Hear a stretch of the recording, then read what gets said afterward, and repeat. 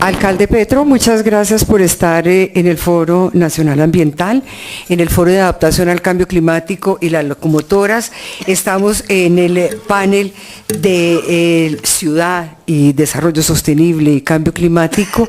Entonces, queremos oírlo, darle la bienvenida, y hemos tenido siempre un parámetro que son 25 minutos de intervención para que después pueda oír a los expertos que nos acompañan.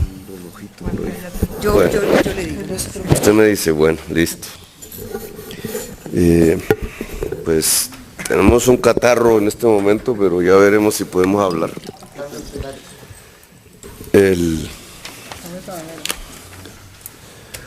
Nosotros partimos de una definición mirando la situación de la ciudad de Bogotá, que fue articular lo que podríamos llamar depredación del entorno natural con la segregación social. Bogotá está ubicada en una sociedad que es de las más desiguales socialmente del mundo. La desigualdad social o económica tiene una expresión específica cuando se ubica en un territorio, que es la segregación. Los núcleos más pobres están espacialmente segregados de los núcleos más ricos. La segregación no solamente se mide espacialmente, sino se mide también en la distancia que los diferentes ciudadanos tienen respecto a los derechos de la Constitución, a la educación, a la salud, al aire,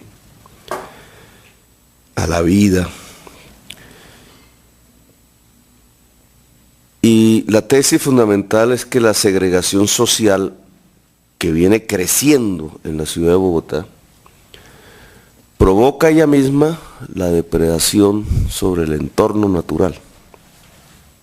Y que básicamente eso se puede observar a partir de lo que llamamos la expansión de la ciudad.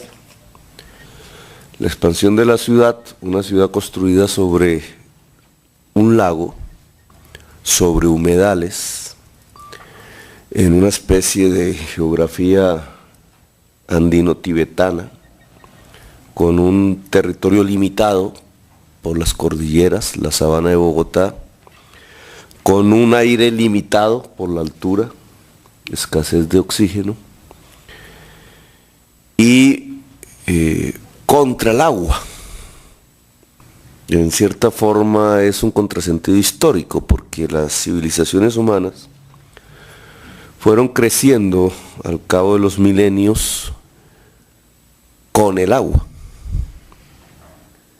Los grandes ríos, el mar, etcétera, fueron el desarrollo de las grandes civilizaciones, y mal que bien usaron el agua para su desarrollo, sin ir contra ella.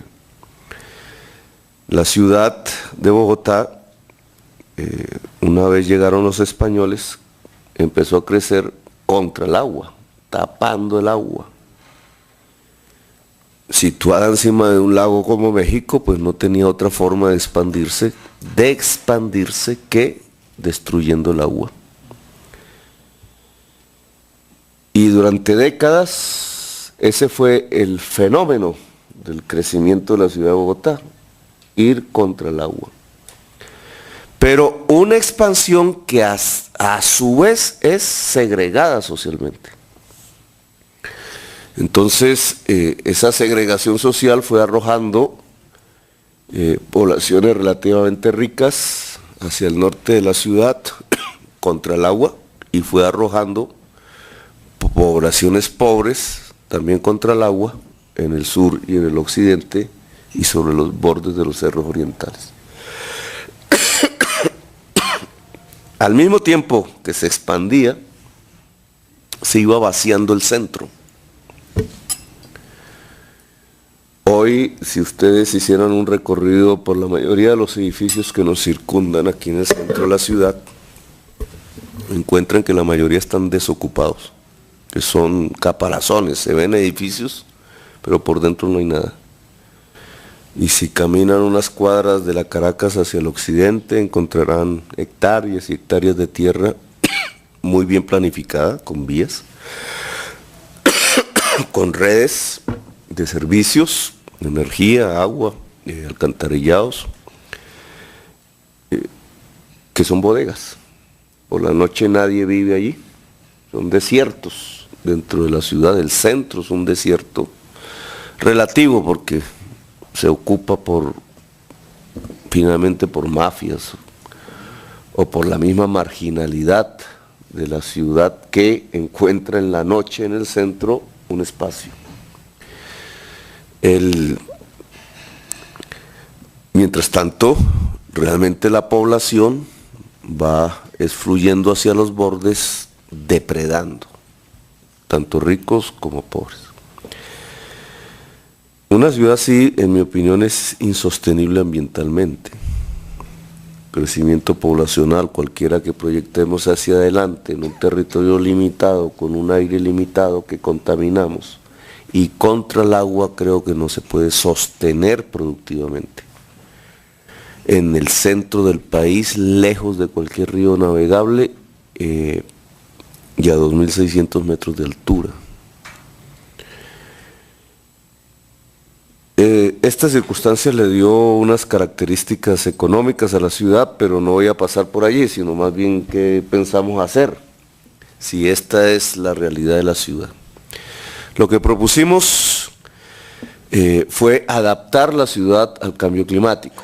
El cambio climático en esta región del país se vive como grandes picos de oleadas invernales cada vez más poderosas,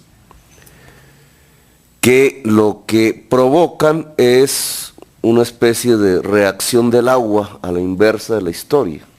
La ciudad empezó a construirse contra el agua, la tapó, la sepultó, la pavimentó, todas sus quebradas, dejó el río final de la cuenca hidrográfica como uno de los ríos más contaminados del mundo, tapó humedales.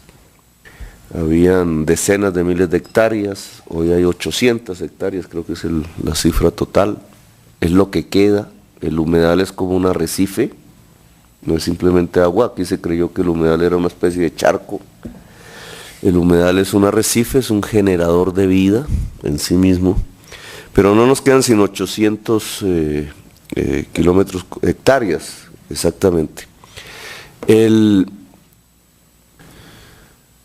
Lo que dijimos es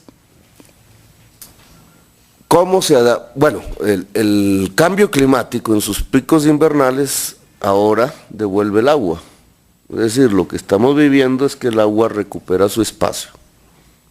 Eso es lo que estamos viviendo.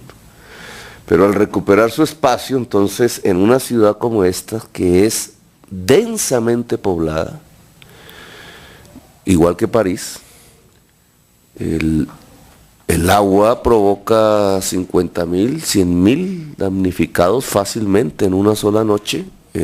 Si una oleada invernal tiene un pico superior al del año pasado, podría perfectamente poner a la ciudad a pensar si tiene que inundar su aeropuerto, que es su única forma de conexión con el mundo física, o inundar los barrios populares aledaños, donde perfectamente podríamos llegar a 1.000.000 de damnificados que tendríamos que evacuar. ¿A dónde? Digamos, una situación de catástrofe real, que cualquier pico invernal superior a los que hemos vivido podría traernos, sin pensar en lo que sucede en los bordes de las montañas, que todavía tienen mayor riesgo por los deslizamientos, porque las quebradas se taparon.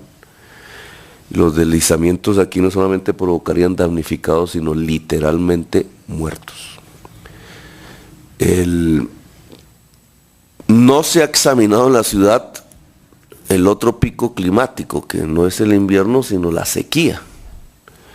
Y que algunos estudiosos dictaminan porque esto es una especie de taza rodeada de montañas, realmente no es una sabana, es una meseta, ¿cierto? Un altiplano es el nombre exacto geográficamente. Pues las nubes no pasan, las cordilleras, y es un área que quedaría sin agua, lluvia, mucho más intensamente que cualquier otra área del país, excepto La Guajira. Es decir, La Guajira y la sabana de Bogotá serían las dos áreas más afectadas por picos de sequía. Adaptar entonces la ciudad de Bogotá a esta nueva realidad es el reto. Pues la ciudad de Bogotá, aunque pueda hacer un esfuerzo, realmente no es responsable del cambio climático. Las cosas que podamos hacer aquí no van a ayudar en mucho a detener el calentamiento global. Pero la primera responsabilidad de una administración es adaptar la ciudad. ¿Qué hemos pensado al respecto? Dejar de expandirla. Este ya es un debate político. Dejar de expandirla significa ir contra un interés concreto de tipo económico, que es la de las personas poseedores de tierra en el borde, que perderían rentas sustanciales si la ciudad no se expande urbanísticamente por ahí. Crecimientos de rentas de la tierra que dejarían de producirse si se para la expansión urbanística. Poseedores de tierras que son política y económicamente muy poderosos en la vida de la ciudad y que ya han actuado y ya han recibido algunos golpes, entre otros, porque se declaró una reserva forestal al norte de la ciudad, cuestionada por ellos, pero vigente en este momento, que nosotros queremos fortalecer. La presión por expandir